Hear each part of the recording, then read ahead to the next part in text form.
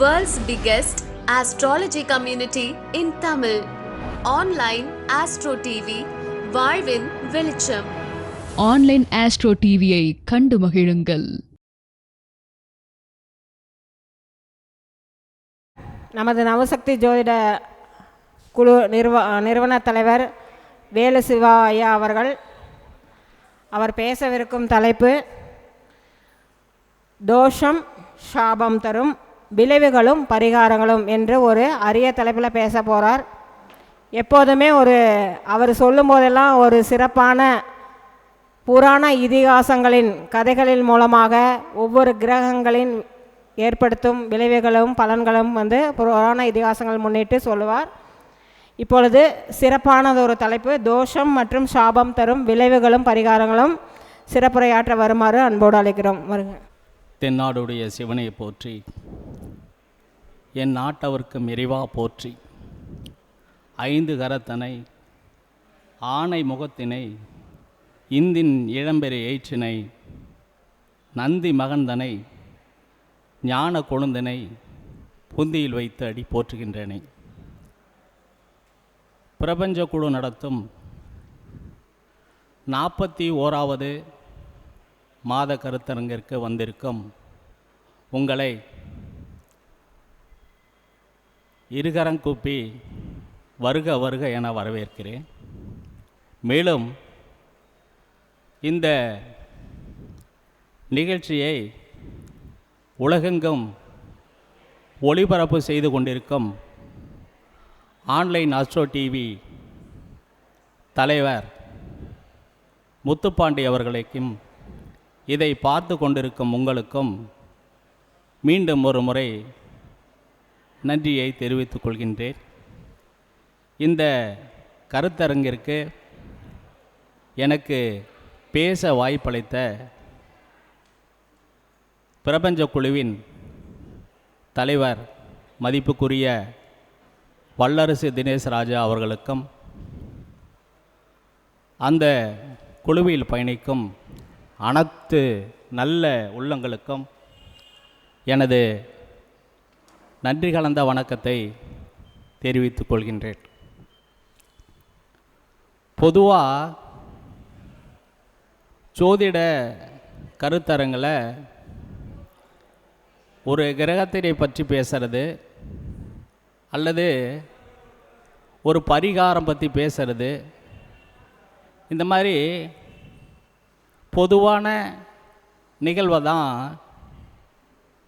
பேசும் ஜோதிடர்களுக்கும் ஜோதிட ஆசான்களுக்கும் தலைப்பாக கொடுப்பாங்க. இவர் எப்படி தான் எனக்குன்னு தலைப்பு கண்டுபிடிக்கிறாருன்னு தெரியல. சாபம் தோஷம், சாபம்னா என்ன தோஷம்னா என்ன, இதை புரிஞ்சுக்கிறதுக்கே கொஞ்சம் நிதானம் பொறுமை இதெல்லாம் வேணும். அதுக்கப்புறம் அது எப்படி வேலை செய்யும் அப்படிங்கிறத முதல்ல தெரியணும். அது மனித வாழ்க்கையில் எப்படி இருக்கும், அந்த மனித வாழ்க்கையோட ஒற்றி இருக்கக்கூடிய ஜாதகம் எப்படி இருக்கும், இது தோஷமா சாபமா அப்படிங்கிறத பிரித்து பார்த்து இது தோஷந்தான் இதை சரி பண்ணிக்கலாம், சாபம் இதை சரி பண்ணுவது சிரமம், அதை எப்படி சரி பண்ணுவதுன்னு ஒரு உள்ளார்ந்த புரிதல் இது இருந்தால் தான் நம்ம இந்த சப்ஜெக்டுக்குள்ளேயே பேச முடியும். சப்ஜெக்ட் போட்ட உடனே பார்த்தப்பயே எல்லா சப்ஜெக்டும் எனக்கு சற்று சிக்கலான ஒரு சேலஞ்சாக எடுத்துக்கக்கூடிய தலைப்பாக தான் இருக்கும். இந்த தலைப்பு பார்த்திங்கன்னா ரொம்ப ரொம்ப கிரிட்டிக்கலான பொசிஷன். கிட்டத்தட்ட சொல்ல போனோம்னா அந்த டாக்டர்கள் சொல்லுவாங்க இல்லையா, கோமோ ஸ்டேஜ் அப்படிங்கிற மாதிரி. இது எப்படி படிக்கிறது, எப்படி உணர்றது, முதல்ல படிக்கணும். அதை நம்ம முதல்ல தெரிஞ்சிருக்கணும். அந்த தெரிஞ்சதை நம்ம மற்றவங்களுக்கு சொல்லும் விதம் அவங்களுக்கு புரியணும். இல்லைன்னா இந்த டாபிக் பேசுகிறதில் அந்த நான் பேசக்கூடிய 1 மணி நேரமோ 45 நிமிடமோ உங்களுக்கும் பயனில்லாத போயிடும், எனக்கும் பயனில்லாத போயிடும். அப்போ சமயம், நேரம். சமயம் அப்படிங்கிறது நேரம். இந்த நேரம் ஒரு மனிதனுக்கு நல்ல நேரமாக இல்லைன்னா அதுவே தோஷம். இப்போ நம்ம பயன்படுத்தக்கூடிய ஒவ்வொரு நேரமும் நல்ல நேரமாக நாம் ஆக்கி கொள்ள வேண்டும். தோஷம் அப்படிங்கிறதுல உள்ளார்ந்த ஒரு அமைப்பு இருக்குது. தோசா, தோசை. அப்போ தோசை, தோஷா, தோஷம், இந்த மூணுக்கும் வடமொழி சொல்லிருந்து வந்தது தான். தோசை அப்படின்னா தோஷம். இதை திருப்பி போட்டுக்கலாம். ஒரு பக்கமே இருந்தால் இது நல்லா இல்லை, இன்னொரு பக்கம் நம்ம நல்லா இருக்கணும்னா திருப்பி போட்டுக்கலாம். அப்போ தோஷத்தை திருத்தி கொள்ளலாம், திருத்தி அமைத்து கொள்ளலாம். ஆனால் சாபங்கிறத நம்மளால் திருத்திக்க முடியும் அப்படின்னா ரொம்ப ரொம்ப ரொம்ப கஷ்டம். அதுக்கு நல்ல அனுபவம் உள்ள, கிட்டத்தட்ட ஒரு ராமாயணம், மகாபாரதம் இந்த மாதிரி கதைகளை உள்ளார்ந்து அந்த கருத்துக்களை உணர்ந்து செய்தால் சரியாக இருக்கும் என்று முழுசாக உணர்ந்து சொல்லும் பொழுது அந்த சாபத்திலிருந்து விலக்கு அளிக்கப்படாது, கொஞ்சம் தப்பித்து கொள்ள ஏதுவாக காலத்தை கடக்க அது ஒரு பயன்பாடாக இருக்கும். இப்போ இது வாழ்வியலில் நடக்கக்கூடிய விஷயங்களை நம்ம எப்படி தோஷம் அப்படிங்கிறதும், அதே சமயத்தில் ஜாதகத்தில் உள்ள தோஷங்கள் எப்படிங்கிறதையும், வாழ்க்கையில் அதே போல் ராமாயணம் மகாபாரதத்தில் வரக்கூடிய சாபங்களையும் நம்ம ஒரு புரிதலோடு இருந்தால் அதை கடந்து போவதற்கு, அதல்லது அதை ஏற்று நாம் பயணிப்பதற்கு ஒரு மார்க்கமாக இந்த பின்வரும் பேச்சுக்கள் உங்களுக்கு சாதகமாக இருக்கும் என்பதில் எந்தவித மாற்று கருத்தும் இல்லை. இப்போ ராமாயணத்தில் ஒரு சின்ன ஒரு நிகழ்வு நடக்குது. அந்த நிகழ்வை சொல்லிட்டு அது சாபம், தோஷம் ரெண்டையுமே சொல்லும். அந்த இது அதை நீங்கள் உள்ளார்ந்து இப்போ எதையும் சிந்திக்க வேண்டாம். நான் சொன்ன நிகழ்வை வீட்டில் போய் சாப்பிட்டதுக்கப்புறம் இந்த ராமாயணத்தில் மகாபாரதத்தில் வரக்கூடிய அந்த காட்சியை நினைவுபடுத்தி பாருங்கள். அப்போ தான் வாழ்க்கையில் நம்ம எங்கே இருக்கோம், நம்ம என்ன செய்கிறோம், நம்ம என்ன செய்யக்கூடாது அப்படிங்கிறத அந்த கான்சியஸ் மைண்ட்லேருந்து சப்கான்ஷியஸ் மைண்டுக்குள்ளே ஒரு விஷயம் போயிடுச்சுன்னா நம்ம தப்பே பண்ண மாட்டோம். கான்சியஸ் மைண்டில் இருக்கும்போது என்னென்னா ஆப்ஷனாக இருக்கும். சப்கான்ஷியஸ் மைண்டில் போயிடுச்சுன்னா அதுதான் ரூலாக இருக்கும். இப்போ நம்ம ஒவ்வொரு செய்திகளையும் நம்ம படிக்கும்போது மேலோட்டமாக படித்து அதை உள்ளார்ந்து போகாமல் அப்படியே விட்டுட்டோம்னா அது கான்சியஸ் மைண்டில் அப்படியே ஒரு கதை கேட்ட மாதிரி போயிடும், ஒரு சினிமா பார்த்த மாதிரி போயிடும். ஆனால் ஒரு அனுபவம் அப்படிங்கிறது எங்கே இருக்குன்னா நம்ம வாழ்க்கையோட எப்போ பயன்படுகிறதுனா சப்கான்ஷியஸ் மைண்டில் போகும்போது தான் நம்ம வாழ்க்கையை அது நிலைநிறுத்துகிறது. இப்போ நல்ல செய்திகளை காதில், எந்த காதில் நல்ல செய்தியை வாங்கணும், எந்த காதில் கெட்ட செய்தியை வாங்கணும்னு ஒரு விதி இருக்கு. வலது காதில் நல்ல செய்தியை வாங்கணும், அதாவது கெட்ட செய்தியை இடது காதில் வாங்கணும்னு ஒன்று. இப்போ என்ன சொல்கிறார் வள்ளுவர்? செவிக்கு உணவு இல்லாத பொழுது சற்று வயிற்றுக்கு மெய்யப்பட வேண்டும் அப்படிங்கிறார். அப்போ ஒரு செய்தியை கேட்பது, நல்ல செய்தியாக இருந்தால் காதை எப்படி திருப்புவது, கெட்ட செய்தியாக இருந்தால் காதை எப்படி திருப்புவதுன்னு முதல்ல நாம் கவனிக்கணும். அந்த காதை நாம் பலமாக வச்சுக்கணும்.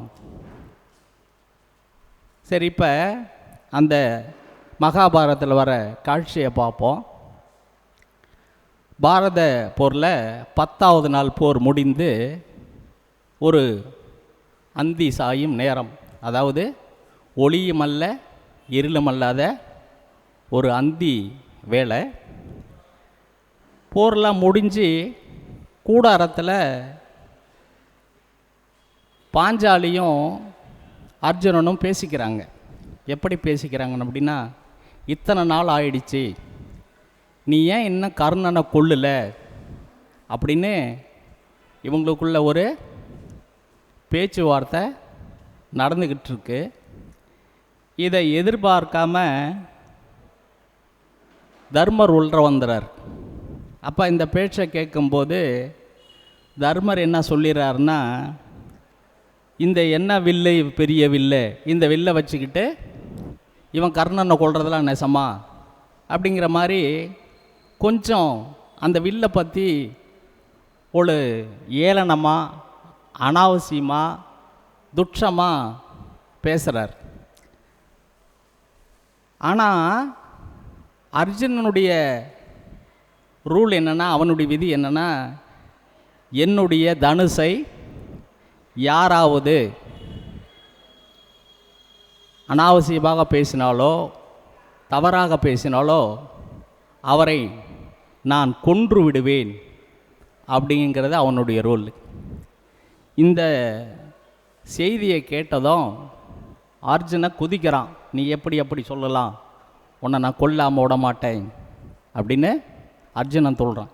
இந்த சம்பாஷணைக்கு நடுமத்தில் பரமாத்மா கண்ணன் உள்ற வர்றாரு. அவருக்கு நடந்தது எதுவும் தெரியாது.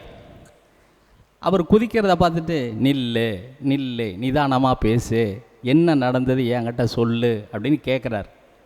அப்போ இவன் அர்ஜுனன் என்ன சொல்கிறாரு, இது மாதிரி என் வில்ல இவர் தரைக்குறைவாக பேசிட்டாரு, இது சிவதனுசு, அவங்கள நான் கொல்லாமல் விடுறதில்ல, இவங்க எல்லாரும் சேர்ந்து கொள்வது துரியோதன படைகளை கொல்லணும், இவனுக்குள்ளேயே சண்டையாக பண்ணிக்கிட்டா இந்த போர் தூங்கினதுக்கு அர்த்தமே இல்லை.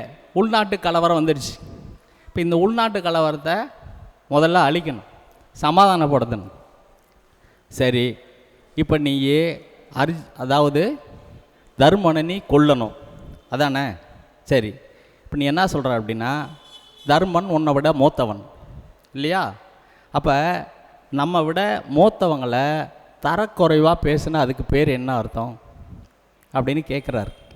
ஒரு நம்மை விட வயதில் மூத்தவர்களை தரைக்குறைவாக பேசும்போது என்ன அர்த்தம் அப்படின்னு கேட்குறாரு. செத்ததுக்கு சமம் அப்படின்னு அர்ஜுனன் சொல்கிறான். அப்போ நீயே உன்னுடைய அண்ணனை ஏக வசனத்தில் நீ பேசிடு அப்படின்னு சொல்கிறான். அப்போ நீ ஒன்றுங்களாக்கி இல்லாத ஆள், நீ அதை வச்சு நாட்டாண்ட இதை வச்சு நாட்டாண்ட நீ எல்லாத்தையும் தொலைச்சிட்ட அப்படின்னு ஏக வசனத்தில் அவனை பேசு.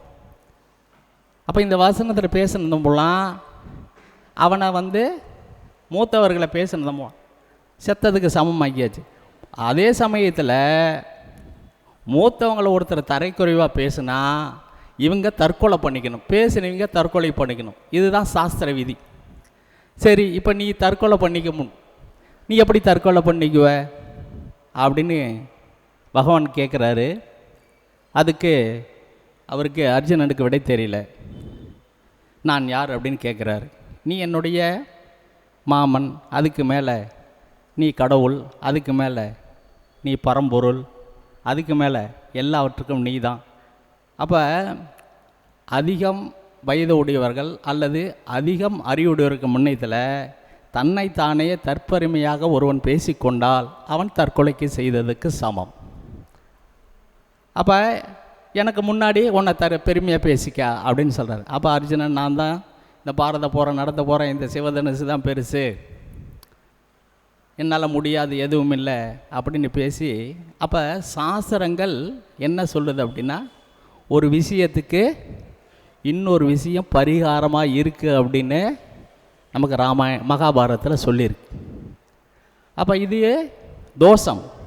அப்போ தோஷம் அப்படிங்கிறது என்ன அப்படின்னா, ஒரு இடத்துல தெரிந்தோ தெரியாமலோ அறிந்தோ அறியாமலோ நாம் செய்த காரியத்தை திருத்திக் கொள்வதற்கான ஒரு சந்தர்ப்பத்தை ஏற்படுத்தி தருவது தோஷம். இது ராமாயணத்தில் ஒரு காட்சி. அப்போ இப்படி நாம் இப்போ என்ன பண்ணணும், நம்மளோட பெரியவங்களை பார்த்து மரியாதை குறைவாக பேசக்கூடாது. அது அவங்களுக்கும் தோஷம், நமக்கும் தோஷம். அந்த மாதிரி நம்ம மனசுக்குள்ளே இந்த நல்ல விஷயங்கள் பதியும் போது ஒருத்தர் தூரம் இருந்தால் கூட, அவர் நமக்கு வேண்டாதவராக இருந்தால் கூட, வயதில் மூத்தவராக இருந்தாலும் கூட, அவர் நம்மளுக்கு எதிரியாக இருந்தாலும் கூட, அவர்களை நாம் மரியாதை குறைவாகவோ அல்லது தரைக்குறைவாகவோ நாம் ஒருபோதும் நடத்த மாட்டோம். நம்மளது மனம் இடம் கொடுக்காது. நம்மளுடைய மனம் இடம் கொடுக்காத பொழுது நம்மளுடைய குடும்ப உறவுகளுக்கும் அதை நாம் சொல்லித் தருவோம். இதுதான் நமக்கு ராமாயண மகாபாரதம் சொல்லித்தரது.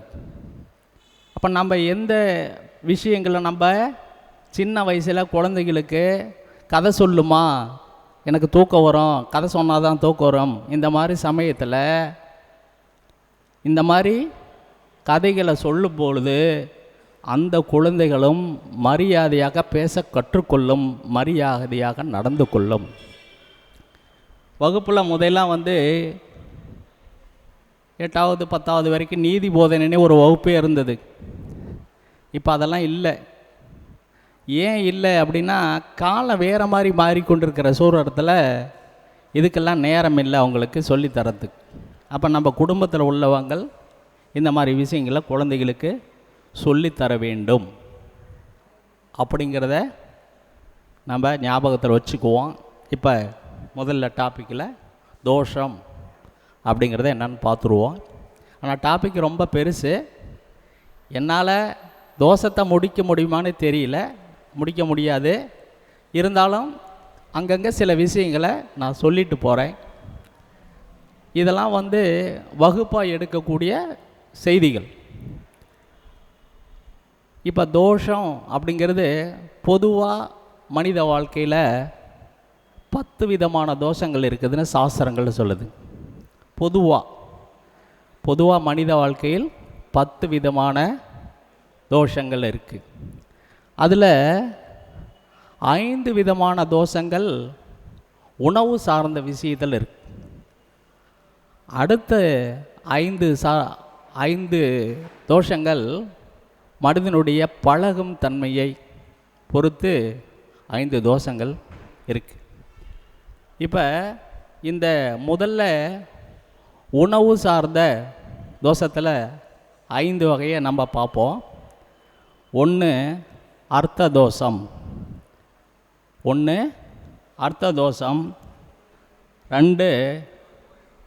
நிமித்த தோஷம்.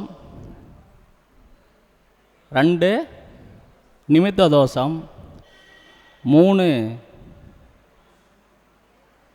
தான தோஷம். 4 குணதோஷம். 5 சம்ஸ்கார தோஷம். 5 தோஷம் உணவு வகையிலே இருக்கு. இந்த 5 வகையில் முதல் வகை என்னன்னு பார்த்தீங்கன்னா அர்த்த தோஷம். அர்த்தம் அப்படின்னா அதுக்கு என்ன விளக்கம் அப்படின்னு பார்த்தீங்கன்னா பொருள்னு அர்த்தம். அப்போ ஒரு மனிதன் தான் சம்பாதிக்கும் பொருளை அல்லது பணத்தை நல்ல வழியில் ஈட்டி அதை நல்ல விதமாக செலவு செய்து அவனும் அவனது குடும்பமும் அவனது சுற்றத்தாரும் வாழ்ந்திருப்பார்களானால் அந்த தோஷம் வேலை செய்யாது. தவறான வழியில் ஒருவர் ஈட்டிய பணம் தாறுமாறான அடிப்படையில் வேலை செய்தால் அந்த அமைப்பானது நல்ல வழியில் இருக்காது. உதாரணமாக ஒருவரை ஏமாற்றி பணம் சம்பாதிக்கிறார் அப்படின்னு வச்சுக்கோங்க. அந்த பொருளாதாரத்தை தன்னோட குடும்ப உறவுகளுக்கு செய்யும் பொழுது அந்த குடும்ப உறவுகள் அதை சரியாக பயன்படுத்த முடியாது. அது என்ன பண்ணும், ஒரு 1 லட்ச ரூபா பைக்கை வாங்கி வேகமாக ஓட்டி கொண்டு போய் அடுத்தவன் மேலே அடிக்கும், இல்லைன்னா அடுத்த கார் மேலே அடிக்கும். அல்லது பசங்களோட சேர்ந்துக்கிட்டு அந்த பணத்தை தாறுமாறாக செலவு பண்ணும்போது கோர்ட்டு கேஸுன்னு போகும். இப்படி சம்பாதிக்கக்கூடிய பணம் நேர்மையான வழியில் இருந்ததுன்னா அந்த பணம் நேர்மையானதாகவே கருதி நேர்மையானதாகவே செலவு செய்ய பயன்படும். அப்போ முதல்ல ஈட்டக்கூடிய வருவாய் நல்லதாக இருக்கணும். அப்படி நல்லதாக இருந்தால் தான் நம்மளாலேயே அது நல்ல விதமாக கையாள முடியும், நம்ம குடும்பத்தாருக்கும் அது சரியாக போகும். எத்தனையோ வசதி படைத்த குடும்பம், அரசியல்வாதிகள் குடும்பத்தில் பிறகுன்னா அந்த குழந்தைகள்லாம் எவ்வளோ தப்பு பண்ணுறதுன்னு எவ்வளோ பார்க்குறோம், செய்திகளில் நம்ம எப்படிலாம் பார்க்குறோம். அந்த மாதிரி வரக்கூடிய வருமானங்கள் அப்படி செய்யும். அதுக்கு பேர் அர்த்த தோஷம்னு பேர். சரி, அடுத்தது பார்த்திங்கன்னா நிமித்த தோஷம் அப்படின்னா என்னென்ன பார்ப்போம். நிமித்தம் அப்படின்னா நம்ம சமைக்கிற சமையல் சாப்பாடு, அந்த சாப்பாடு செய்கிற நேரத்தில் நல்ல உணர்வோடு நல்ல மனநிலையோடு செய்யணும்.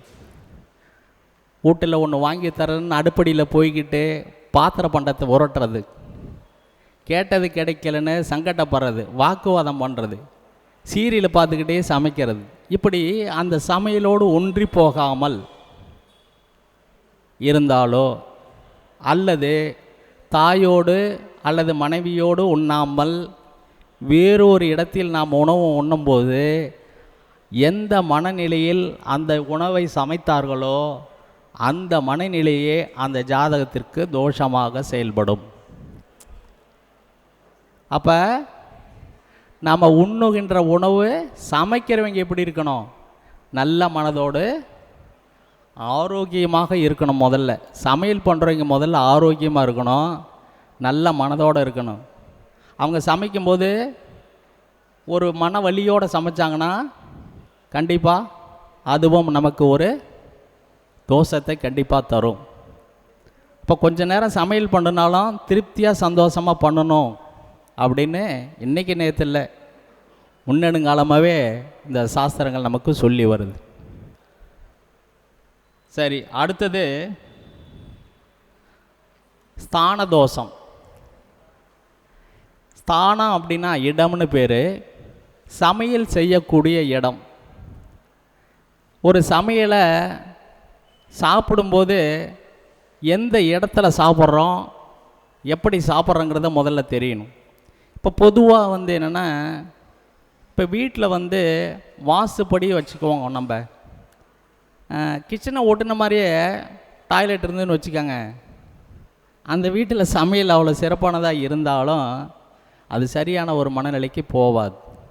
அதே மாதிரி காடுகளில் ஒரு சில நேரத்தில் சமையல், அதாவது கூச்சல் குழப்பம், இப்போ ஒரு சண்டை அழுகுரல் போன்ற இடத்துல சமைக்கின்ற உணவுகள், எதிர்வாதம் பேசிக்கொண்டு சமைக்கும் சமையல்கள், இந்த மாதிரி இடங்களில் அந்த சமையல் நம்ம சாப்பிட்டோம்னா அது நமக்கு ஒரு தோஷத்தை தரும். அப்போ எந்த இடத்துல உணவு சமைக்கப்படுகிறது அப்படிங்கிறது முக்கியம்.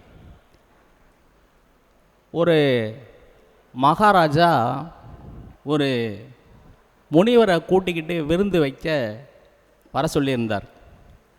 விருந்து தடபுடலாக பண்ணி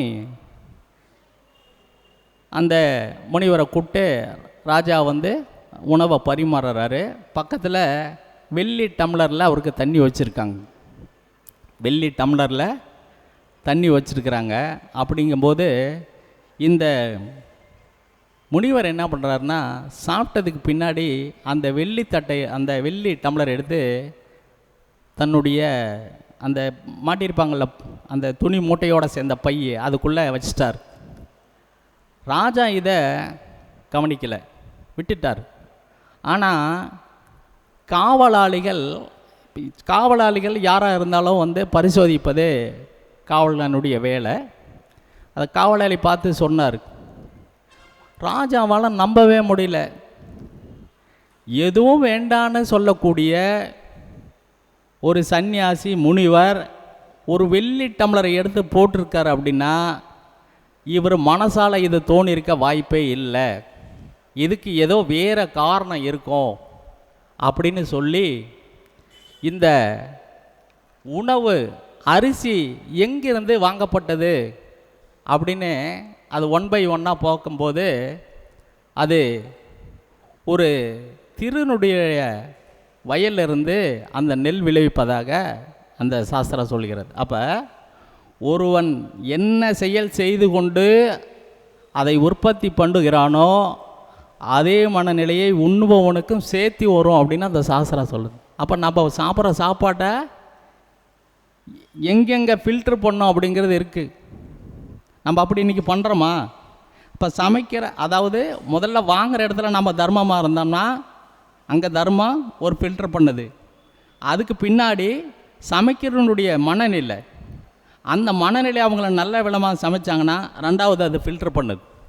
மூணாவதாக உணவு பரிமாறுவர்களும் நல்ல மனநிலையோடு இருந்து பரிமாறும் பொழுது அங்கேயும் ஃபில்டர் பண்ணுது. அப்போ ஒரு உணவை நாம் சாப்பிடுகிற சாப்பாட்டை எந்த விதத்தில் நாம் கொண்டுகிட்டு வந்தால் நமக்கு பலன் அளிக்குங்கிறத முதல்ல நம்ம புரிஞ்சுக்கணும். நாம் சாப்பிட்ற சாப்பாடு எப்படியெல்லாம் இருக்கணும் அப்படிங்கிறதுக்கு, தோசை வராமல் இருக்கிறதுக்கு இது ஒரு முக்கிய காரணம். சரி, அடுத்தது குணதோஷம். குணதோஷம் அப்படின்னா நம்ம சாப்பிட்ற சாப்பாடு 3 வகையாக பிரிக்கிறாங்க.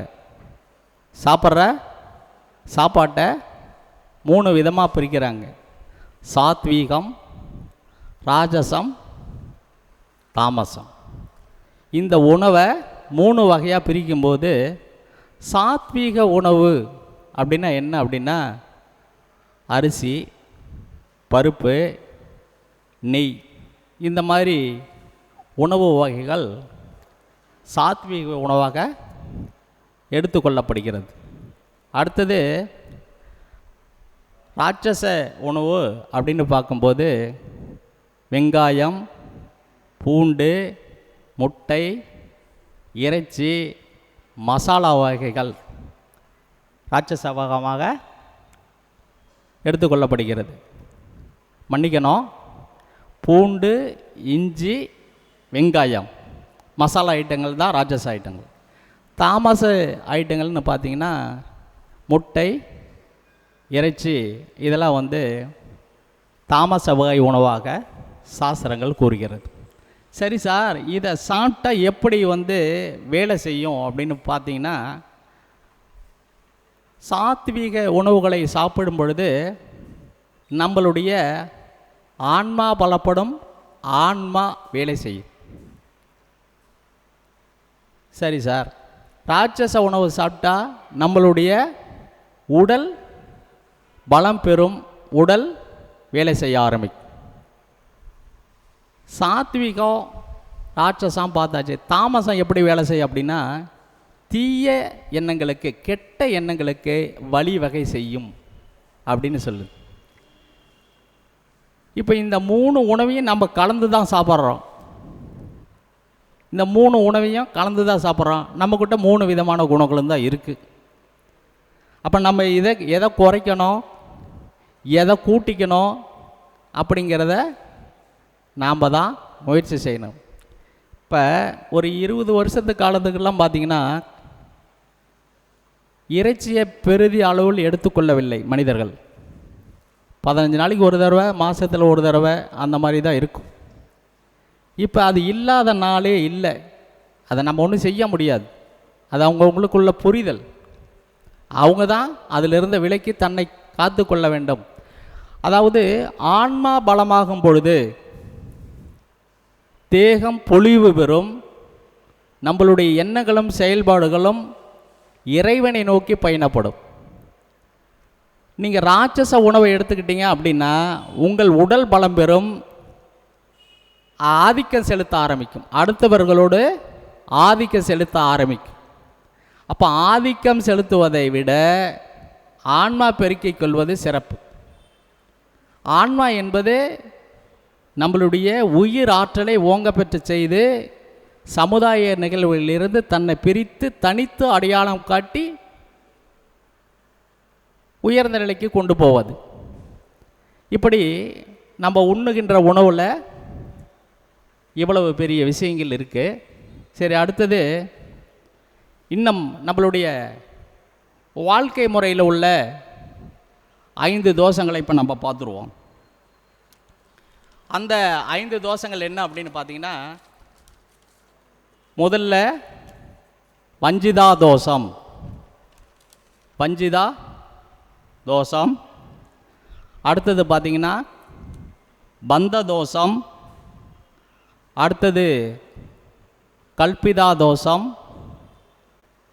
அடுத்தது வந்துலக தோஷம். அடுத்தது பிராணகால தோஷம். அப்போ வஞ்சிதா தோஷம் அப்படின்னு என்னன்னா, பார்க்கக்கூடாத படங்களை பார்ப்பது. அதாவது ஒரு காட்சியை நம்ம பார்க்கக்கூடாததை பார்ப்பது. அப்படி பார்க்கும் பொழுது என்ன ஆகும் அப்படின்னா, நம்மை அறியாமலேயே நம்மளுடைய உடல் சூடேறும். பார்க்கக்கூடாத காட்சிகளை பார்க்கும் பொழுது தன்னை அறியாமலேயே தன்னுடைய உடல் சூடேறும். அப்படி உடல் சூடேறும்போது பித்த நாடி வேலை செய்ய ஆரம்பிக்கும். அப்போ பித்த நாடி வேலை செய்ய ஆரம்பித்தா நமக்கு நோய் வருவதற்கான அறிகுறிகள் உண்டாகும். பித்தம்னா என்ன அப்படின்னா, அது பித்தப்பையில் அதிகமாக பித்தம் சோர்ந்ததுன்னா முதல்ல என்ன வரும்? காமாலை வருமா வராதா? பித்தம் அதிகமாக சேர்ந்தால் காமாலை வரும். அப்போ நோய் வருவதற்கு மிக முக்கியமான காரணம் என்ன அப்படின்னா, தேவையில்லாத விஷயங்களை மனதில் வைத்து கொள்வது, தேவையில்லாத விஷயங்களை பார்ப்பது, கொச்சையாக பச்சையாக சொன்னால் ஆபாசங்களை அதிகமாக பார்ப்பது. Very very dangerous. இதுக்கு பேர் வஞ்சிதா தோஷம்னு பேர். அடுத்தது பார்த்திங்கன்னா பந்த தோஷம். இந்த பந்த தோஷம் அப்படின்னா, நம்மளை நம்பி இருப்பவர்கள், நம்மளோடு சேர்ந்து பயணிப்பவர்கள், அப்படி நம்மளோடு நெடுநாள் பயணித்தவருக்கு அவர்களை வஞ்சகம் செய்வது, ஏமாற்றுவது, கொலை செய்வது, இந்த மாதிரி விஷயங்களை செய்வது அதுவும் பந்த தோஷம் என்று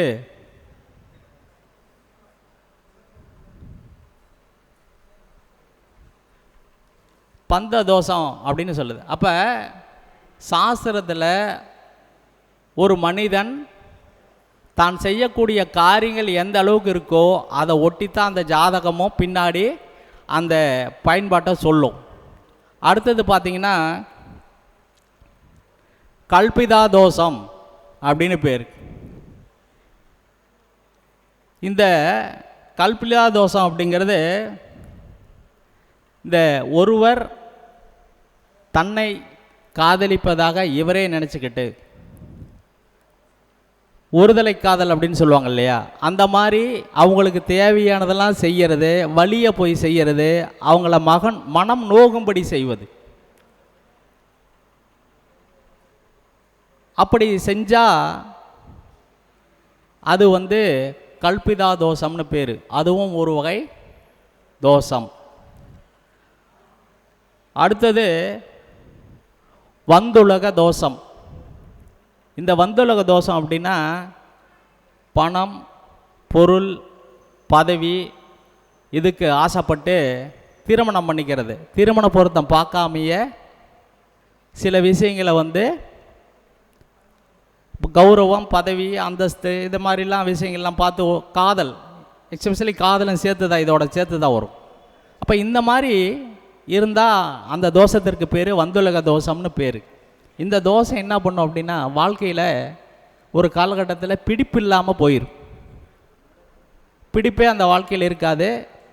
குறைஞ்ச காலம்தான் அந்த வாழ்க்கை இருக்கும். அதிக நாள் அந்த வாழ்க்கை போகிறதுக்கான வாய்ப்புகள் மிகவும் குறைவு.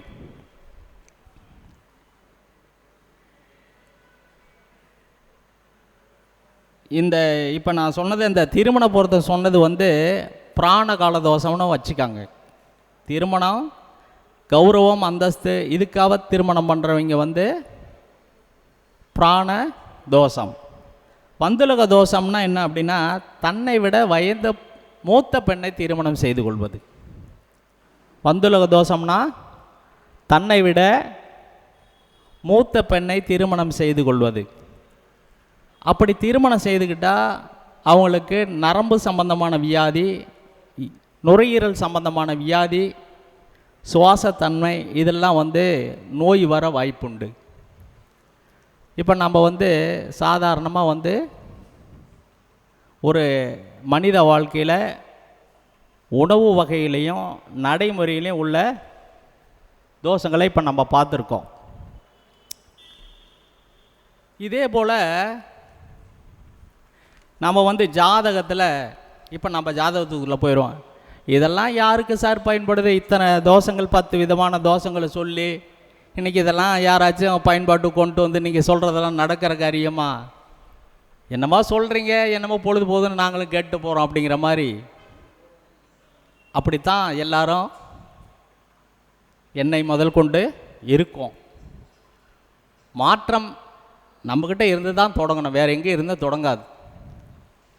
இப்போ முடிஞ்ச அளவுக்கு இந்த 10 தோஷங்களில் உங்களுக்கு வராமல் பார்த்துக்கிறதுக்கு முடிஞ்ச அளவுக்கு முயற்சி பண்ணுங்க அப்படின்னு சொல்லி இப்போ ஜாதகத்துக்குள்ளே போயிடுவோம். ஒரு ஜாதகத்தில் ஜனன நாளும் நம்ம பிறந்த நாள்னு ஒன்று இருக்கோம்ல, நம்ம பிறந்த திதின்னு ஒன்று இருக்கும், அது எல்லாத்துக்குமே இல்லாமல் போகாது.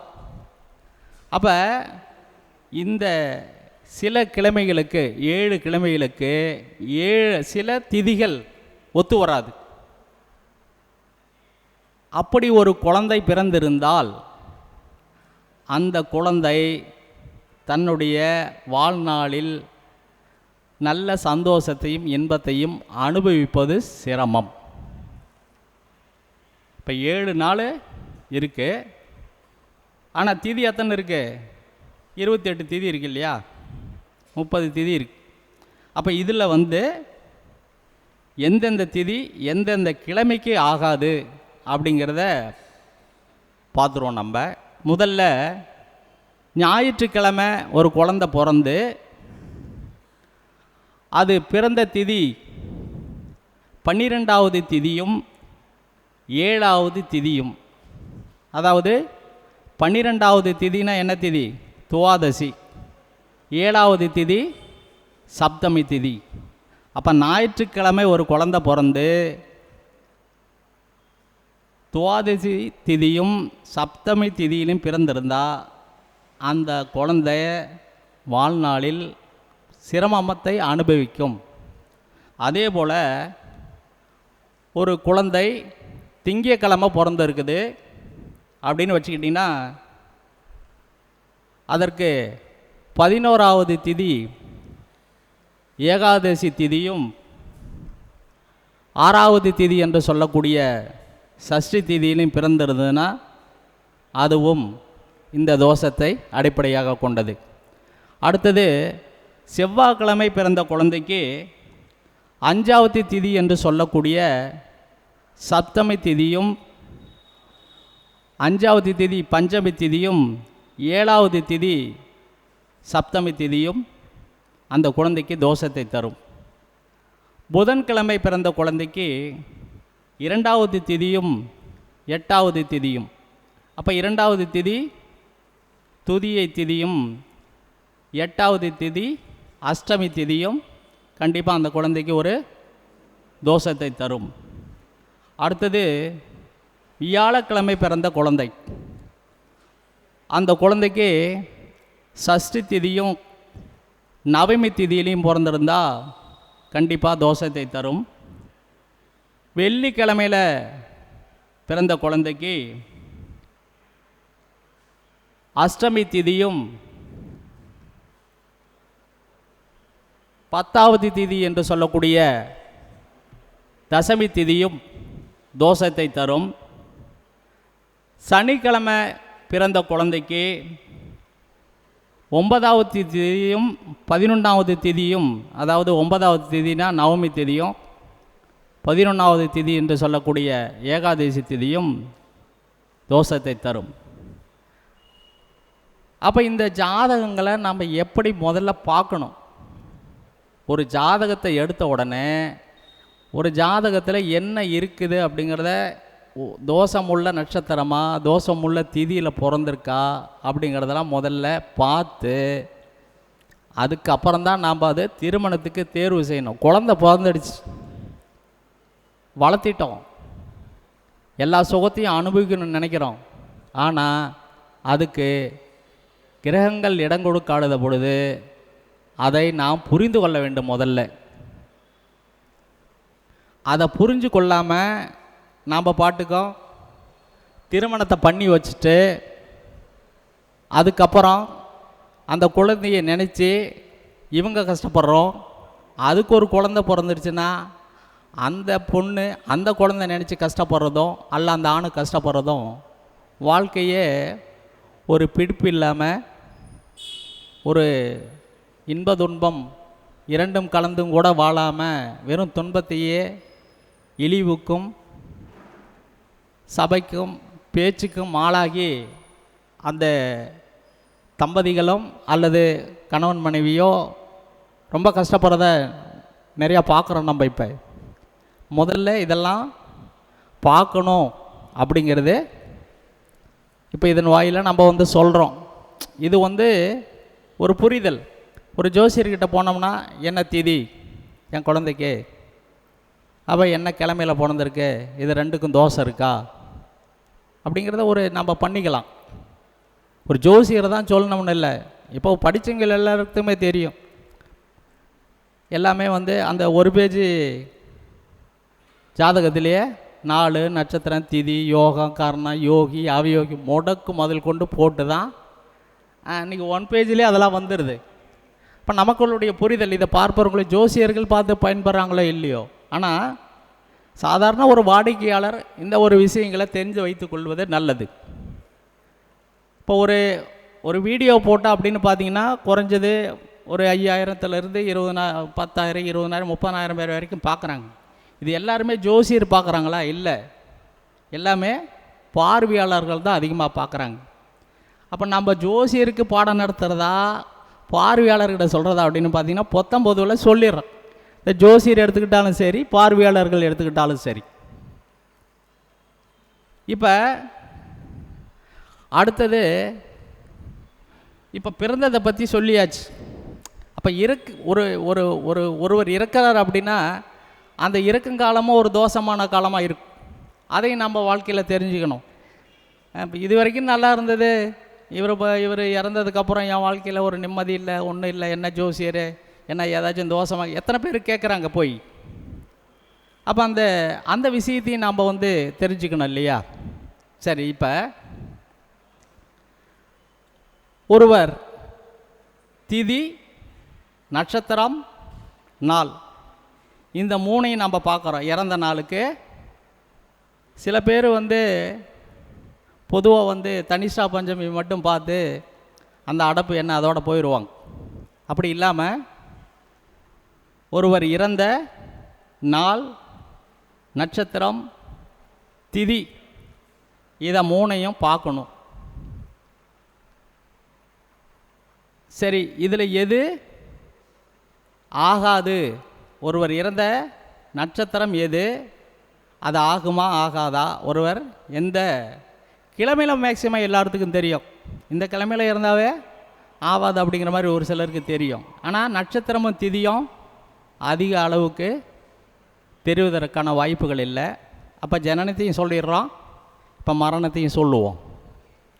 இப்போ திதியில் பார்த்தீங்கன்னா சஷ்டி அஷ்டமி ஏகாதசி துவாதசி திரியோதசி சதுர்த்தசி அமாவாசை இந்த திதிகளுக்கு பின்னால் உள்ள திதியும் இந்த திதியும் தோஷத்தை தரும். இப்போ நான் சொன்னேன் இல்லையா, சஷ்டி அஷ்டமி ஏகாதசி துவாதசி திரையோதசி சதுர்த்தி அமாவாசை இந்த திதிகளும் இந்த திதிக்கு பின்னாடி வர திதிகளும் ஒருவருக்கு மரணத்தால் ஏற்பட்டால் அவருக்கு தோஷமாக அது செயல்படும். இது ஒன்று. சரி, இப்போ நட்சத்திரம் அப்படின்னு பார்த்தீங்கன்னா ரோகிணி அவிட்டம் பூரட்டாதி ரேவதி, மிருகசீரிசம், புனர்பூசம், உத்திரம், சித்திரை, விசாகம், உத்திராடம், சதயம், மகம். இந்த நட்சத்திரங்களும் இந்த நட்சத்திரத்திற்கு பின்வரும் நட்சத்திரங்களும் தோஷத்தை தரும். அடுத்தது நாளில் பார்த்தீங்கன்னா ஞாயிறு, செவ்வாய், வெள்ளி, சனி, இந்த 4 நாட்களும் தோஷத்தை தரும். இதை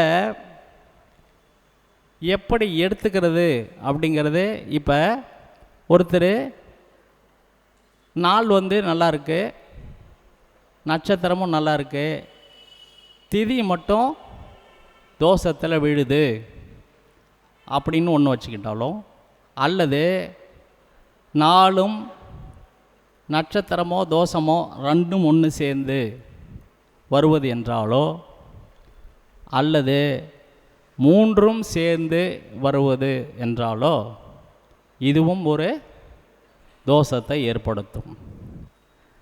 அப்போ ஒன்று மட்டும் தோஷமாக வந்ததுன்னா அதுக்கு பெயர் ஏகதோஷம்.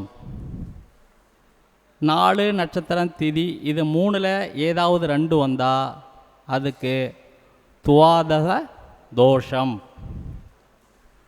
3ம் சேர்ந்து வந்ததுன்னா அதற்கு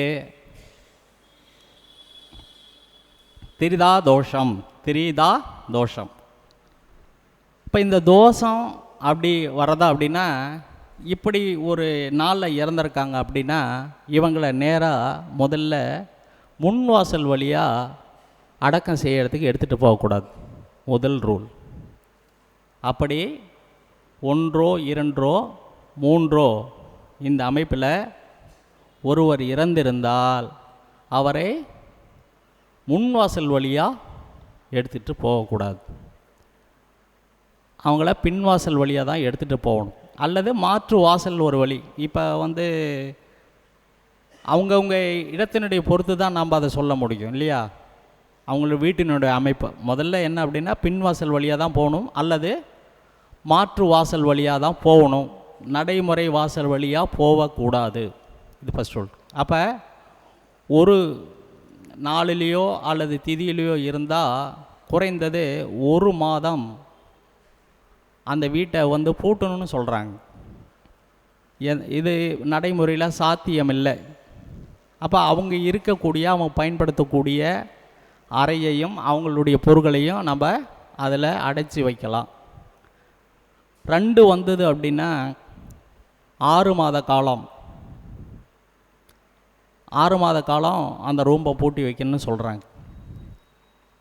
இது 3 வந்தால் 1 வருட காலம் பூட்டி வைக்கணும்னு சொல்கிறாங்க அந்த அறையை.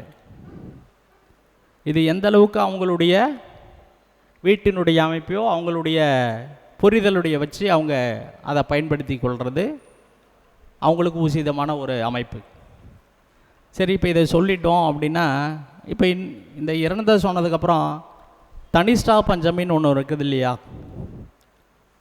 இப்போ தனிஷ்டா பஞ்சமினா வெறும் நட்சத்திரத்தை மட்டும்தான் சொல்லுது. தனிஷ்டா பஞ்சமி வெறும் நட்சத்திரத்தை மட்டும் முதல்ல தனிஷ்டா பஞ்சமி அப்படின்னா முதல்ல விளக்கம் என்ன அப்படின்னா, தனிஷ்டா அப்படின்னா அவிட்ட நட்சத்திரத்துக்கு பேர் தான் தனிஷ்டா அப்படின்னு பேர்.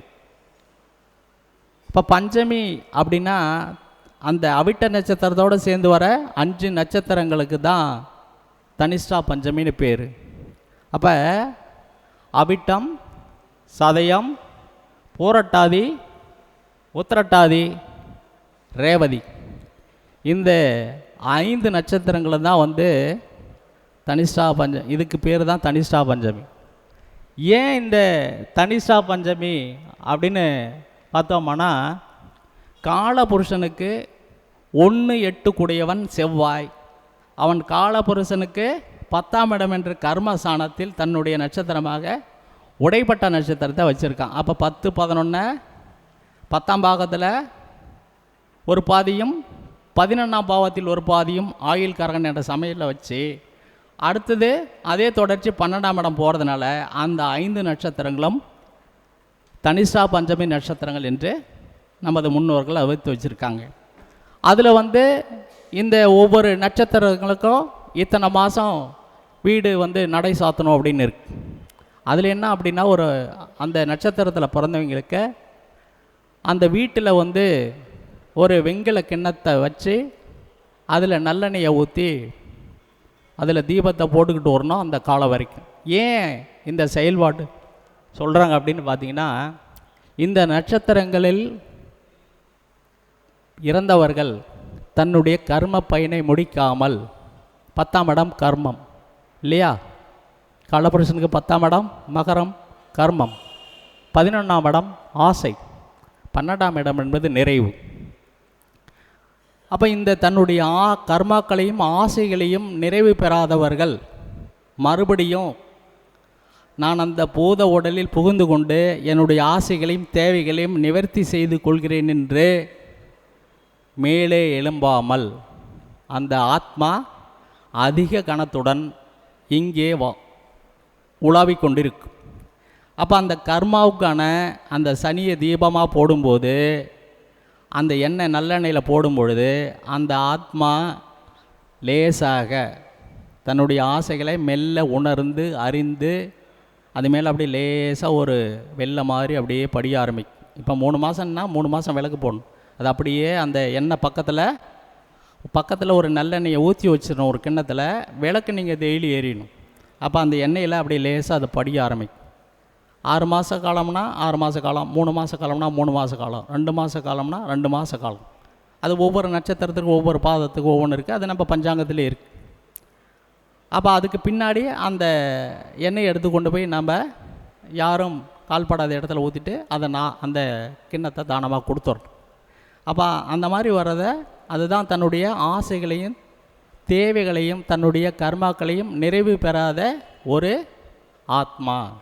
அந்த ஆத்மாவுக்கு நாம் வந்து அந்த எண்ணெயை போட்டு விளக்கு வச்சும்போது அந்த ஆத்மா சாந்தி அடைந்து அப்படியே அந்த தன்னுடைய அந்த கணத்தை குறைச்சி கொண்டு மேலே லேசாக போக ஆரம்பிக்கும். அப்படிங்கிறத நமக்கு முன்னோர்கள் செய்த நமக்கு சொல்லி கொடுத்த பாடம்.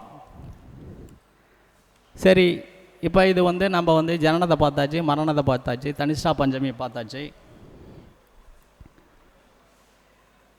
அடுத்தது ஜாதகத்தில் விஷக்கன்னிகா தோஷம்னு ஒன்று இருக்கு. விஷக்கன்னிகா தோஷம் கண்டிப்பாக வந்து இந்த மாதிரி தோஷம் ஒரு ஜாதகத்தில் இருந்ததுன்னா அந்த ஜாதகத்தை ஜோதிடர்கள் நல்லா உன்னிப்பாக கவனிங்க. அதாவது கல்யாணம் ஆகியிருந்தாலும் சரி, கல்யாணம் ஆக போகிற ஜாதகமாக இருந்தாலும் சரி, அவங்களுக்கு நல்ல அட்வைஸ் பண்ணுங்க. முதல்ல அப்பா அம்மாவுக்கு முதல்ல அட்வைஸ் பண்ணணும். முதல்ல பயப்படுத்திடக்கூடாது. முதல்ல அவங்களுக்கு அதை புரிய வைக்கணும். சரி, முதல்ல அந்த விஷக்கன்னிகா தோஷம் அப்படின்னா என்னன்னு பார்த்துருவோம்.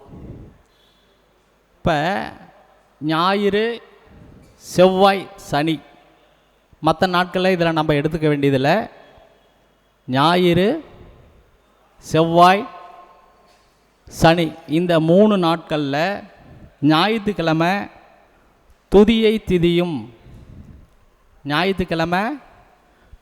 திதியும் ஆயில்ய நட்சத்திரத்தில் ஒரு குழந்தை பிறந்ததுன்னா பெண் குழந்தை தான். இது ஆண்களுக்கு இந்த தோஷம் இல்லை.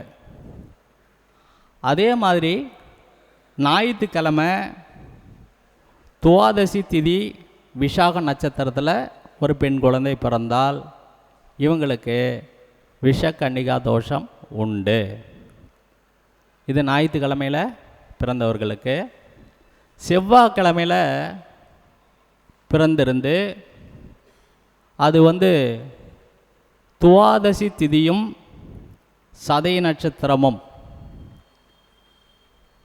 அதே போல் செவ்வாய்க்கிழமை சப்தமி திதியும் சதய நட்சத்திரத்திலையும் பிறந்திருந்தால் அந்த குழந்தைக்கும் பெண் குழந்தைக்கும் விஷக்கன்னிகா தோஷம் உண்டு.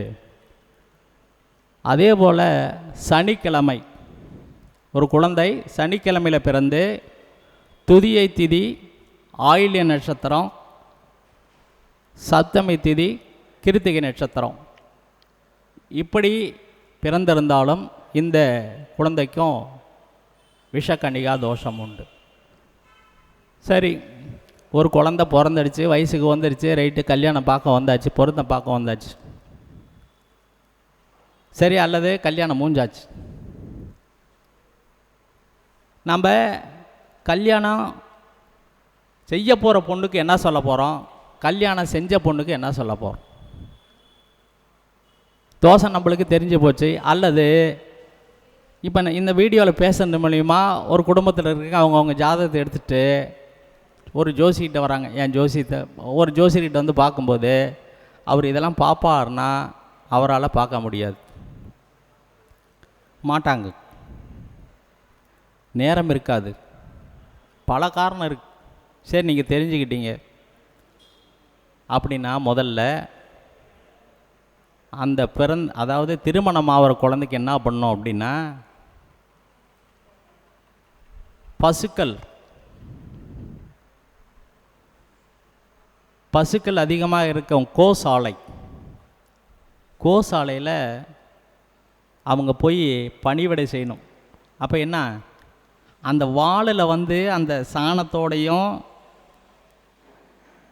அந்த மூத்திரத்தோடையும் சேர்ந்த வால் பகுதி அந்த குழந்தை மேலே அடிக்கணும். அப்படி அடி வாங்கி தான் அந்த தோஷத்தை குறைத்து கொள்ள முடியும். அது தானாக அடிக்காது, நம்ம போகும்போதே அது ஆட்டோமேட்டிக்காக அடிக்கும். அப்படி ஒரு 6 மாத காலம் அல்லது 3 மாத காலம் அந்த கோசாலையில் பணி செய்யும் பொழுது, அதுக்கப்புறமா ஒரு நல்ல பிரசன்னம் பார்த்து அந்த தோசை நீங்கிடுச்சா அப்படின்னு பார்த்து அதுக்கப்புறமா அந்த பொண்ணுக்கு திருமணம் செய்து வைக்க வேண்டும். அப்போ அந்த விஷம் அடிபட்டு போகும். சரி சார், கல்யாணம் ஆயிடுச்சு, குழந்தை பிறந்துடுச்சு, பார்த்துட்டேன், இப்போ மனசு படபடக்குது. ஒரு விஷயம் நல்லா தான் இருக்கிறாங்கன்னு வச்சுக்குவோம், இந்த செய்தி கேட்டுட்டா அவங்களுக்கு ஒரு மாதிரி ஆயிரும். ஐயோ, ஜோசியர் இப்படி சொல்லிட்டாரு, பயமுறுத்திட்டாரு, இதுக்கு என்ன பண்ணலாம் அப்படின்னா, இவங்க என்ன பண்ணலாம் அப்படின்னா, முதல்ல இவங்க வந்து அவங்களுடைய தொழுவத்தில் முதல்ல அவங்களுக்கு ஒரு தொழுவம் இருக்கணும். அவங்க டெய்லி அந்த பசுமாட்டோடு அவங்க வந்து பயணப்படணும். கல்யாணம் ஆகாத பொண்ணதுனால அடுத்த வீட்டுக்கு அனுப்புகிறோம் இல்லையா, அடுத்த வீட்டுக்கு அனுப்ப போகிற பொண்ணு, அதனால் அதை மாட்டுத் தொழுவத்துக்கு அனுப்பலாம். ஆனால் இந்த பொண்ணு ஒரு குடும்பத்தில் வாழ வந்த பொண்ணு, இதை மாட்டுத் தொழுவத்துக்கு அனுப்ப முடியாது. அதனால் அவங்க அந்த தொழுவத்தை கூட்டி பெருக்கி அந்த மாட்டுக்கு தேவையானதெல்லாம் செய்துக்கிட்டே வந்தால் அந்த பொண்ணுக்கும் அந்த தோஷம் குறைய வாய்ப்புகள் உண்டு. இப்போ இந்த விஷக்கன்னிகா தோஷத்தை பார்த்தாச்சு. அடுத்தது, பொதுவாக எல்லாத்துக்கும் தெரியும் இந்த புணர்ப்பு தோஷம் அப்படின்னு ஒன்று இருக்குது. இந்த புணர்ப்பு தோஷத்தில் ஒரு சிலர் பார்த்தா பெருசாக வேலை செய்யாதுங்கிறாங்க, ஒரு சிலர் பார்த்தா பயங்கரமாக வேலை செய்யும். எனது குருநாதர் திருப்பூர் ஜிகே ஐயா வந்து புணர்ப்பு தோஷம்னு ஒரு புத்தகம் போட்டிருக்காரு. புணர்ப்பு தோஷம்னு ஒரு புத்தகமே போட்டிருக்காரு. அப்போ அந்த தோஷத்துக்கு அவ்வளோ முக்கியத்துவம் கொடுத்து தானே ஒரு புத்தகத்தையே எழுதியிருக்கிறாரு. அப்போ அந்த தோஷத்தை நம்ம மேலோட்டமாக விடுவது சிறப்பல்ல. பொதுவாக புணர்ப்பு தோஷத்தில் லக்னத்துக்கு 4, 7, 10 சனியும் சந்திரனும் கூடியிருந்தால் அல்லது சமசப்தமாக இருந்ததுன்னா கண்டிப்பாக அது ஒரு தோஷத்தை ஏற்படுத்தும். அதே போல் மகரத்தில் சனியும் கடகத்தில் சந்திரனோ அல்லது மகரத்தில் சந்திரனோ கடகத்தில் சனியோ இருந்தால் கண்டிப்பாக அது ஒரு புணர்ப்பு தோஷத்தை கண்டிப்பாக ஏற்படுத்தும், பெரிய பாதிப்புகளை தர வாய்ப்புண்டு. அதே போல் தேய்பிறை சந்திரனோ சனியும் புணர்ப்பு தோஷம் ஏற்பட்டால் கண்டிப்பாக பாதிப்பு உண்டு. அதே போல் ஆரோகணம் அவரோகணம்னு இருக்கு. அதாவது சனி உச்ச பாகையில் விட்டு நீச்ச பாகைக்கு செல்லும் பொழுது இப்போ துலாத்திலிருந்து விருச்சகத்துக்கு வரும்போது அப்படி அந்த சனி இருந்து அந்த நிலையில் புணர்ப்பு தோஷம் ஏற்பட்டால் அதுவும் அந்த ஜாதகத்தை பாதிக்கும். எப்படி பாதிக்கும் அப்படின்னு பார்த்தீங்கன்னா, ஒரு சமூகத்தினிடையே ஒன்றி போகாத ஒரு மனநிலை, ஒரு கூட்டத்தினிடையே இணக்கமாக செய்யக்கூடாத நிலை, ஒரு உறவுகளிடையே ஒரு புரிதல் இல்லாத நிலை, தான் என்ன வந்த காரியத்தை செய்ய வந்த காரியத்தை தடங்கள் இல்லாமல் அவர்களால் செய்ய முடியாது. இப்படி பல இன்னல்களுக்கு தொல்லைக்கும் இந்த புணர்ப்பு தோஷம் கண்டிப்பாக ஏற்படுத்தும். அதையும் நம்ம ஜாதகம் பார்க்கும்போது புணர்ப்பு தோஷம் இருக்குதான்னு பார்த்துக்கணும். அதே போல் இப்போ ஒரு நல்ல செயல் செய்கிறோம் அப்படின்னு நீங்கள் நினச்சிங்கன்னா, அஸ்வினி நட்சத்திரமும் விஷ்கம்ம நாம யோகமும் வந்த நாள் சிறப்பானதாக இருக்காது. மிருகசீரிச நட்சத்திரமும் சூழ நாம யோகமும் வந்ததுன்னா அந்த நாளும் நல்ல நாள் இல்லை, தோஷமான நாள். பூச நட்சத்திரமும் வஜ்ர நாம யோகமும் சேர்ந்து வந்தால் அதுவும் ஒரு தோஷமான நாள். ஆயில்ய நட்சத்திரமும் வியாதி பாதமும் சேர்ந்து வந்த நாள் தோஷமான நாள். மக நட்சத்திரமும் பரிக நாம யோகமும் சேர்ந்து வரும் நாள் ஒரு தோஷமான நாள். அதே போல் சித்திரை நட்சத்திரமும் வைத்திரி நாம யோகமும் சேர்ந்து ஒரு நாள் ஒரு தோஷமான நாள். அனுச நட்சத்திரமும் அதிகண்ட நாம யோகம் வரும் நாளும் தோஷமான நாள். மூல நட்சத்திரமும் கண்ட நாம யோகம் வரும் நாளும் தோஷமான நாள். அப்போ இந்த நாளும் நட்சத்திரமும் மறுநாள் நம்ம இப்போ ஒரு பஞ்சாங்கத்தை எடுத்து பார்க்குறோம், ஒரு பக்கம் போகிறோம், ஒரு தொழிலுக்கு போகிறோம், ஒரு புதிய காரியத்துக்கு போகிறோம் அப்படின்னா இந்த நாளும் நட்சத்திரமும் வந்ததுன்னா, இந்த நாளும் நாம யோகமும் நட்சத்திரமும் நாம யோகமும் வந்ததுன்னா அந்த நாளை விளக்க வேண்டும். அப்படி நமக்கு தெரியாமல் நம்ம போய் அந்த காரியம் செய்துட்டா அதனால் நமக்கு லாபம் வர மாதிரி தோணும். பின்னாளில் அது பெருத்த அடி கொடுப்பதற்கு அது காத்திருக்குது என்பது தான் இதனுடைய உட்பொருள். அதே போல் சார் டைம் ஆயிடுச்சா? ஓகே, 5 நிமிஷம் கொடுத்துருக்காரு, அதுக்குள்ளே சொல்லிடலாம். இந்த கூகை தோஷம்னு ஒன்று இருக்குது. இந்த கூகை தோஷம் அப்படின்னா என்னென்னா, அமாவாசை முடிகிற பகுதியும் பிரதமை திதி ஆரம்பிக்கிற தொடக்கத்துலேயும் வரக்கூடிய தியாட்சியம் அப்படின்னு சொல்லக்கூடியது கூகை தோஷம். அந்த தோஷம் ஏற்றதா இல்லை. தியாட்சியம்னா தெரியுமா? தியாட்சியம்னா தெரியுமாண்ணே? பஞ்சாங்கத்தில் ஒரு பக்கம் இந்த பக்கம் போட்டு அடுத்தது நேத்திரன், ஜீவன், தியாட்சியம், வார சூழல் இதெல்லாம் போட்டிருக்காங்கல்ல. இப்போ தியாட்சியம்னா என்னென்னா அதுக்கே ஒரு நாள் பாடம் நடத்தணும், தியாட்சியம்னா என்னன்னு சொல்லி. இப்போ விளக்கப்பட வேண்டிய நாளிகைன்னு போர் அந்த நேரத்தில் நமக்கு விளக்கப்பட வேண்டும். அது லக்கண தியாட்சி இருக்குது, நட்சத்திர தியாட்சி இருக்குது, திதி தியாட்சி இருக்குது. அப்போ இந்த தியாட்சியம் அந்த மாதிரி வரனால நம்ம விளக்கணும். அந்த நேரத்தில் நம்ம எந்த வித செயலும் செய்யக்கூடாது. அடுத்தது கிரகண தோஷம் அப்படின்னு ஒரு தோஷம் இருக்குது. அப்போ கிரகண தோஷம் அப்படின்னா கிரகணம் ஆரம்பிக்கிறதுக்கு 3 நாளுக்கு முன்னாடியும் கிரகணம் முடிந்த பின்ன 3 நாட்களும் எந்தவித சுபகாரியங்களும் செய்யக்கூடாது. அந்த காலகட்டமும் ஒரு தோஷமான காலகட்டம். அடுத்தது பார்த்திங்கன்னா வைத்திருதியில் நாம யோகத்தை தான் பார்த்துருக்கோம். ஆனால் அதில் வைத்திருதி தோஷம்னே ஒரு தோஷம் இருக்குது. முடக்கு நட்சத்திரம், அதாவது ஒவ்வொருத்தருக்கும் இப்போ தான் எல்லாத்துக்கும் தெரியும் என்னுடைய நட்சத்திரம், எல்லாத்துக்கும் முடக்கு நட்சத்திரம் யார் யாருக்கு என்ன நட்சத்திரம் தெரியும். அந்த முடக்கு நட்சத்திரத்திலிருந்து 14வதாக வரக்கூடிய நட்சத்திரம் வைத்திருதி நட்சத்திரம். அப்போ ஒரு மாதத்துக்கு நம்ம பலன் பார்க்கும்போது சூரியன் நின்ற நட்சத்திரத்துக்கு முடக்க நட்சத்திரத்தை பார்த்து அந்த நட்சத்திரத்துக்கும் நம்ம எந்த வேலையும் செய்யக்கூடாது. அதே போல் அந்த முடக்கு நட்சத்திரத்துக்கு 14வது நட்சத்திரம் எந்த நட்சத்திரமோ அந்த நட்சத்திரம் வர நாள்லேயும் வேலை செய்யக்கூடாது, நல்ல வேலைகளை தொடங்கக்கூடாது அப்படிங்கிறது. அடுத்தது உலக தோஷம்னு ஒரு தோஷம் இருக்கு. சூரியன் நின்ற நட்சத்திரத்திற்கு 19வது நட்சத்திரம் உலக தோஷம்னு பேர். அப்போ நம்மளுடைய ஜாதகத்தில் சூரியன் நின்ற நட்சத்திரத்திற்கு 19வது நட்சத்திரம் எந்த நட்சத்திரம்னு பார்க்கணும். அதே போல் அந்த மாதத்தில் 9வது நட்சத்திரம் எதுன்னு பார்க்கணும். இந்த நட்சத்திரத்தை 2 வர நாளில் நம்ம நல்ல காரியங்கள் செய்யக்கூடாது. அடுத்து பூகம்ப தோஷம்னு முதல்ல சொன்னது உலக தோஷம், அடுத்தது பூகம்ப தோஷம்.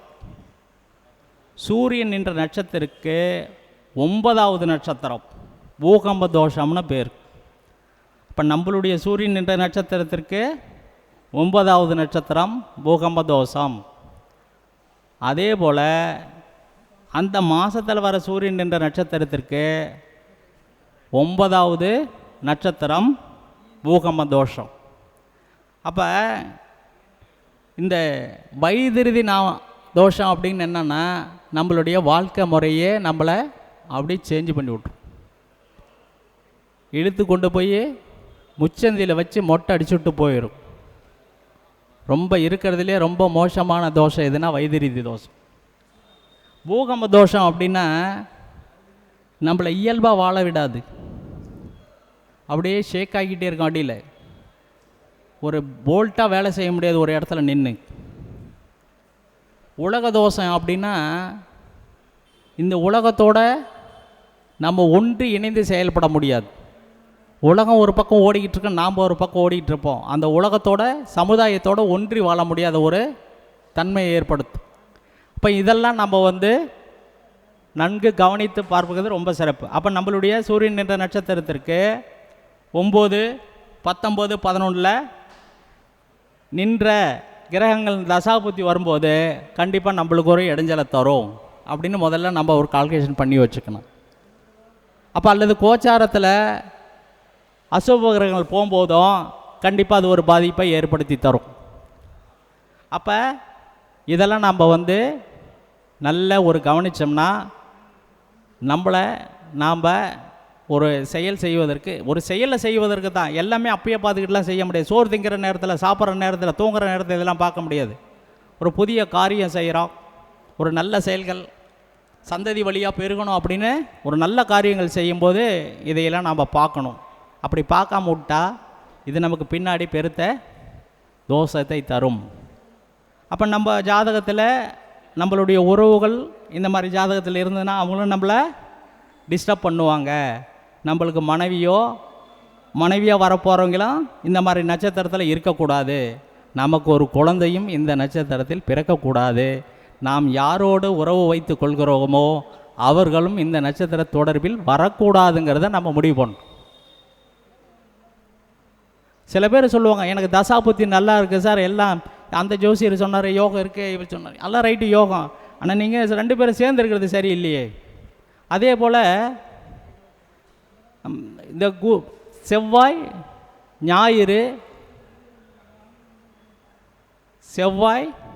ஞாயிறு வியாழன் இந்த 3 நாட்களும் சுப காரியங்களுக்கு விலக்கு அளிக்கப்படுது. அந்த நாட்களில் புதுசாக ஒரு வீட்டுக்கு போய் உணவு உண்ணவே கூடாது. ஏன் அப்படின்னா காலபுருஷனுக்கு 1 செவ்வாய், காலபுருஷனுக்கு 5 சூரியன், 9 குரு. அப்போ குருவுக்கு மட்டும் 2 வீடு இருக்குது, செவ்வாய்க்கு 2 வீடு இருக்குது. அப்போ இது என்ன சொல்லுது அப்படின்னா, ஒரு வீட்டுக்கு விருந்துண்ண போனால் இந்த நாட்கள் அப்படின்னா புதுசாக விருந்துண்ண போனால் அவங்களுடைய நல்ல பண்புகள்லாம் பண பொருளாதாரம்லாம் நம்மக்கிட்ட வந்துடும். இல்லைன்னா நம்மளது அவங்ககிட்ட போயிடும். இது எதுக்கு இந்த விஷ பரீட்சை? இப்போ எல்லா நாட்களும் பார்த்தீங்கன்னா வியாழக்கிழமை விருந்துண்ண ஆகாது அப்படிங்கிறாங்க. வியாழக்கிழமை தான் முகூர்த்தம் வச்சுருக்காங்க, வியாழக்கிழமை கல்யாணம் நடக்குது. இதுக்கு நாம் ஒன்றும் பண்ண முடியாது, நம்மளுடைய புரிதல். சாஸ்திரங்கள் ஏன் ஞாயிறு செவ்வாய் வியாழனை விலக்கு அளிக்கப்படுதுன்னா இதுதான் காரணம். அப்போ புதிதாக ஒரு விருந்துக்கு நம்ம போகிறோம் அப்படின்னா, புதிய உறவை நம்ம சந்திக்க போகிறோம் அப்படின்னா, கண்டிப்பாக இந்த ஞாயிறு செவ்வாய் வியாழன் இந்த நாளை கண்டிப்பாக தவிர்க்கிறது நல்லது. மேலும் இன்னொரு தகவலை சொல்லி அதுக்கப்புறமா சாபத்துக்கு ஒரு 2 விளக்கனாச்சும் சொல்லணும், இல்லைன்னா அது முடிவு பெறாது. பொதுவாக எந்த ஆணாக இருந்தாலும் பெண்ணாக இருந்தாலும் சரி, வருஷம் எது வேணாலும் இருக்கட்டும், மாதம் முன்ன பின்ன 45 நாள் வித்தியாசம் வச்சு கல்யாணம் வைங்க. நான் என்ன சொல்கிறேன்னா, ஒரு பொண்ணு ஒரு ஆணுக்கு வருஷம் எதுவாக இருக்கட்டும், ஆனால் அவங்களுக்குள்ள நாட்கள் மாதம் இப்போ ஒரு ஒரு ஒரு ஆண் 5/4/1980 பிறந்திருக்காருன்னு வச்சுக்குவோம். அதே போல் 5/4 அல்லது 5/5ன்னு வச்சுக்காங்க, பக்கத்தில் வச்சுக்காங்க, 45 நாள் வித்தியாசம் இல்லாமல் வந்ததுன்னா அவங்க வாழ்க்கை என்ன நீங்கள் திருமண பொருத்தம் பார்த்து கல்யாணம் பண்ணி வச்சுருந்தாலும் அவங்க குடும்பத்துக்குள்ளே அதாவது ஒருவருடைய கருத்தை ஒருவர் ஏற்றுக்கொள்வதற்கு ரொம்ப காலமாகும். பார்த்தீங்கன்னா ஒருத்தருக்கு ஒருத்தர் மருந்து குடிச்சிடுவாங்க, அடிதடியாக இருக்குது, அடுத்த நிமிஷம் சேர்ந்துக்குவாங்க. ஆனால் பக்கத்து வீட்டுக்காரனுக்கு பார்த்தா இது என்னடா பொழப்பு அப்படின்ற மாதிரி தோணும். அந்த மாதிரி ஒரு ஈடுபாடு இல்லாமல், ஒரு புரிதல் இல்லாமல் ஒரு வாழ்க்கை வாழும். அப்போ மாதத்தில் 45 நாள் வித்தியாசம் வச்சு திருமணம் பண்ணுவது ரொம்ப சிறப்பு. சரி, இப்போ நம்ம இப்போ தோஷத்துக்கே இவ்வளோ தூரம் ஒதுக்கியாச்சு, சாபத்துக்கு ஒரு 2 நிமிஷம் சொல்லிடுவோம். அதாவது இங்கே தோஷத்துக்கு நம்ம சாபத்துக்கு ஒரே ஆளை எடுத்துக்கிறோம். நம்ம மகாபாரதத்தில் வரக்கூடிய கர்ணன் கேரக்டரை மட்டும் எடுத்துக்கிறோம். கர்ணன் கேரக்டரை மட்டும் எடுத்துக்கிறோம். அப்போ கர்ணன் யார்? சூரிய புத்திரன், பாண்டவர்களினுடைய குந்தி தேவியினுடைய மகன். அப்போ தாய் தகப்பன். அடுத்தது இவருக்கு குரு யார்? பரசுராமர். மாதா பிதா குரு. தெய்வம் யார்? அந்த கேரக்டர், அந்த ராமாயண மகாபாரதத்தில் வரக்கூடிய பகவான் கிருஷ்ணர். இப்போ இவங்க 3 பேரும், ஒரு மனிதனுக்கு தேவை யார்? இந்த 4 பேரும். தாய் தந்தையை சுட்டி காட்டுவாள், தந்தை குருவை சுட்டி காட்டுவார், குரு தெய்வத்தை சுட்டி காட்டுவார். வாழ்க்கையில் இந்த 4 பேர் தான் முக்கியம். மற்றவங்க இருக்கிறாங்க இல்லைங்கிறத பற்றி நம்மளுக்கு கவலையே கிடையாது. ஆனால் இந்த 4 பேரும் அந்த ஜாதகத்தில் இருக்காங்களா? இல்லை. அப்போ அது என்ன அர்த்தம்? அது ஒரு சாபமான கேரக்டர். குந்தி ஆற்றுல விட்டுட்டா, வரவாங்கன்னா சோதிச்சு பார்த்தா கண்ணி கழியாதுக்கு முன்னாடி கர்ப்பம் ஆயிட்டுமே அப்படின்னு இழிச்சொல்லும் பழிச்சொல்லும் வரும்னு அவள் விட்டுட்டா. அவளுக்கு வளர்ந்த பின்னாடி தன்னுடைய குழந்தை யாருன்னு தெரியாது. ஊருக்கெல்லாம் ஒளி கொடுப்பவன், ஊக்கம் கொடுப்பவன், ஆக்கம் கொடுப்பவன், வருமானத்தை கொடுக்கக்கூடிய சூரிய பகவான் தன்னுடைய மகன் ஒவ்வொரு இடத்துலையும் பெயர் தெரியாமல், தகப்பன் பெயர் தெரியாமல் இருக்கும் பொழுது, வெக்கி தலை குனிந்து ஒவ்வொரு இடத்துல நிற்கும்போது நான் தான் அப்பன் என்று முன்வரவில்லை. அப்போ தாய் தகப்பனை விட்டா இருந்த பிரயோஜனம் அல்ல. அடுத்தது பார்த்தீங்கன்னா குரு யார்? பரசுராமர். அவர் என்ன பண்ணார்? அவருடைய நோக்கம் என்ன அப்படின்னா, சத்திரியனுக்கு நான் வித்தை கற்று தர மாட்டேன், பிராமணர்களுக்கு மட்டும்தான் கற்று தருவோம் அப்படின்னாரு. ஆனால் இவர் போய் நான் பிராமணன்னு சொல்லலை, சத்திரியன்னு சொல்லலை, அவரான்னு நினச்சிக்கிட்டு உனக்கு கத்தர் தரேன்னு சொன்னதுக்கப்புறம் காலில் அந்த தன்னுடைய தலையை அவருடைய தொடைப்பகுதியில் வச்சு துயிலும்போது அந்த வண்டு எப்படி தொலைக்குது? கீழிருந்து மேலாக தொலைத்து கொண்டு அந்த ரத்தம் பீறிட்டு வருமாறு தொலைத்து கொண்டு வரும்பொழுது அவர் செவியை நோக்கி அந்த ரத்தம் வடிந்து வழும்பொழுது எந்திரிச்சு பார்க்கும் பொழுது, இது ஒரு பிரமணன் செய்யக்கூடிய காரியம் அல்ல, நீ சத்திரியனன்னு அப்போ தான் கேட்குறாரு. ஏன் முதல்ல கேட்டிருந்தா என்ன? அவர் இவராக தோண்டிக்கிட்டாரு, ஏன் நீ பிராமணனா அந்த கேள்வி அந்த நேரத்தில் கேட்கலாமா? நீ பிராமணனா என் முதல்ல கேட்டிருக்காமல்ல. அப்போ கர்ணம் மேலே தப்பு இல்லை, கேரக்டர் மேலே தப்பு இல்லை, புரிதல் மேலே தப்பு வருது.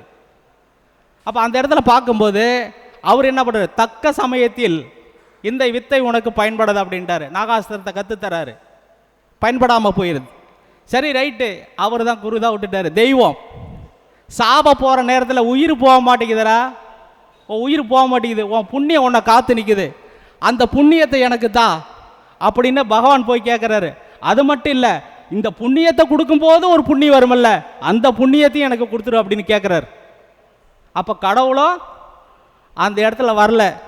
அப்போ ஒரு மனிதன் தாய், தந்தை, குரு, தெய்வம் இந்த 3 பேரும் இல்லாத கேரக்டரு சாபமாக தான் தன்னுடைய கொடுப்பனையால் வள்ளல் குணத்தால் அந்த ஜாதகம் உயிர் பெறுது.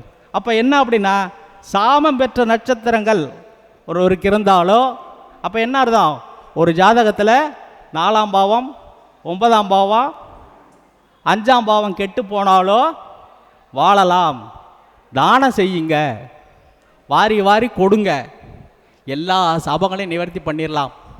அப்போ கொடுப்பதில் கண்ணனை மிஞ்சி யாரும் கிடையாது. அவ்வளவும் இல்லாத சமயத்தில் ஒருவனால் மட்டுமே அந்த ஜாதகம் உயர்ந்த நிலைக்கு வருது. அப்போ சாபத்தையும் வெல்லலாம் என்று கூறி இந்த சாபம் தோஷம் என்ற நிகழ்வை நிறைவு செய்து மீண்டும் ஒரு நல்ல சந்தர்ப்பத்தில் மீண்டும் உங்களை சந்திக்கிறேன் என்று கூறி உங்களிடமிருந்து பிரியா விடை பெற்று மீண்டும் அடுத்த பதிவில் சந்திக்கும் ராசிபுரம் வேலு சிவா. என்னுடைய தொலைபேசி எண் 95 85 32 80 32. வாழ்க வளமுடன், வாழ்க வையகம்.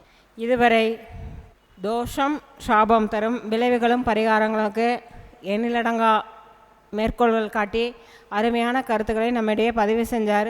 அவர் ஒவ்வொன்றும் செஞ்சது பார்த்திங்கன்னா, சொன்ன கருத்துக்கள் அனைத்துமே வாழ்வியல் நடைமுறைகளில் அனுபவித்த விஷயங்கள். அவர் அனுபவ ஜோதிடர். அவர் சொன்ன கருத்துக்களை எல்லோரும் நோட் பண்ணியிருப்பீங்கன்னு நினைக்கிறேன். கண்டிப்பாக எல்லார் வாழ்விலும் அனைத்து தோஷங்களும் நிவர்த்தியாகி எல்லாரும் நல்ல ஒரு சுபமான வாழ்க்கை பெறணும்னு நானும் அவரோட பேச்சின் காரணமாக அவர் கொடுத்த நிகழ்ச்சி, இந்த கருத்தில் அவர் கொடுத்த விஷயங்களுக்கு நம்மளுக்கு இறையாற்றல் நமக்கு ஒரு இந்த இடத்துல குருவின் மூலமாக நமக்கு கொடுத்துருக்கு. அவர் கொடுத்த ஆலோசனைக்கு நன்றி சொல்கிறேன், உங்களோட கரகோஷத்துடன் நன்றி. இப்போது பொன்னாடை போற்றி அவருக்கு சிறப்பு பண்ணுறது நம்ம பிரபஞ்ச குழுவின் தலைவர் வல்லரசு தினேஷ் ராஜா அவர்கள். நன்றி.